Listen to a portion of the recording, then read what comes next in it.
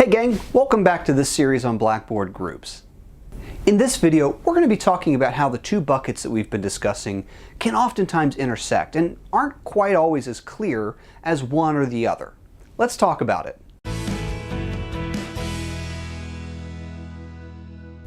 I know, we had everything all nice and segmented and making sense, and now we're going to be blurring the lines. Sorry, it's what I do. So, let's talk about ways that our two buckets of Blackboard groups can intermingle.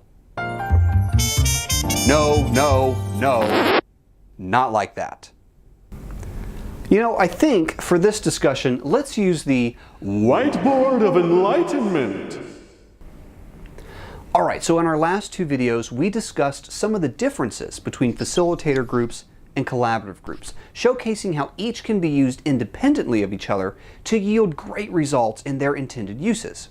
We know that facilitator groups are a nice way of sectioning out students into manageable groups for facilitators to grade and interact with when you have multiple facilitators and a lot of students in your course. This puts the instructor of record in a role of course director, while the other course facilitators become the points of contact for the respective group of students. This also makes grading assignments, discussion boards, and exams much less overwhelming thanks to the sectioning out of the students and shared responsibilities among the multiple facilitators.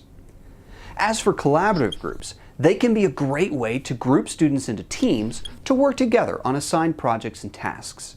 This creates interaction and collaboration among students to give them that connection and interpersonal feel in an online course. But what happens when we have the need for both? Let's explore an example. Alright, so let's say that I'm the course director of my online course with 3 other facilitators who are points of contact for 40 students. This means that each of my facilitators, including myself, have charge over grading and interacting with 10 students apiece. So for this, we're talking about incorporating facilitator groups. But let's also say that all of the students need to complete a group project and will be grouped together into teams of 5 to work on their respective group projects. Whoa, right? Math. Ugh. So in essence, each facilitator group will be divided into 2 collaborative groups, meaning that each facilitator will be responsible for grading 2 group projects for the 10 students in their section of students, otherwise known as their facilitator group.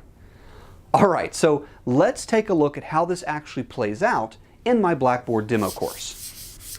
Because we're combining the 2 types of groups, this time in my course we have both the facilitator groups and collaborative groups. Now for facilitator groups, we can look down here at the Smart Views, which section out the students into groups of 10 for grading purposes. So by clicking on the Grade Center option under the Control Panel, we can see 4 facilitator groups. And by clicking on my name as the course director, I can see the 10 students I'm responsible for grading and interacting with here in the Grade Center. Now this next piece is where it gets a little hairy to show. So for simplicity, I'm only going to show you what the student would see when going to the group's landing page. And I'll explain that in a little bit. Because the students in this course are grouped in 2 different ways. One, under a facilitator for their point of contact and communication and grading, and 2, by collaborative groups to complete their group project. There is a need to have multiple groups under the group's page. So, if I as an instructor click on my group's landing page from the navigational panel, I would normally be shown all the groups in my course. However, like we said before, for simplicity of showcasing how this works, I'm only going to view the groups that I'm enrolled in. So, in essence, I'm looking through the eyes of a student. On the top, I see Course Director Christian Drennen. This is the facilitator group, where I as the student could click to interact with my facilitator, who's responsible for grading me and interacting with me throughout the course. Secondly, we have Group Alpha. This is the collaborative group, where I as a student can click to enter the collaborative workspace with my other group members to complete our respective group project. Now, as we said earlier, in this example, we're pretending that there are 40 students enrolled and 4 facilitators, including myself as the course director. So, the facilitator groups, as you can see, have 11 members, 1 facilitator and 10 students, while the collaborative groups only have the 5 enrolled students who are going to be working together to complete their group project.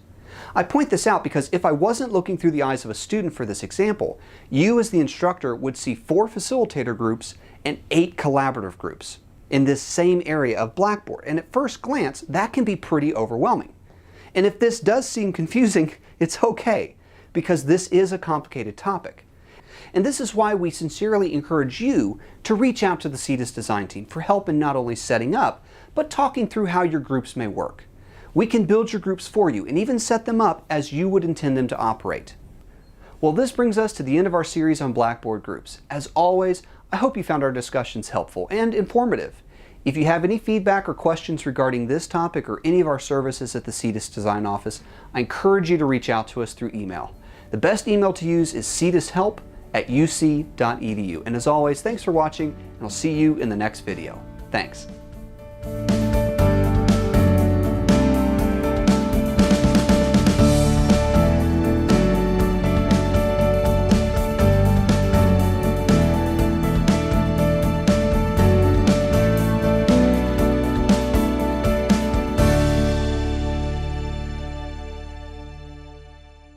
Thanks for joining us today. Click on the left to watch the next video in this series, or click on the right to watch another video from our channel.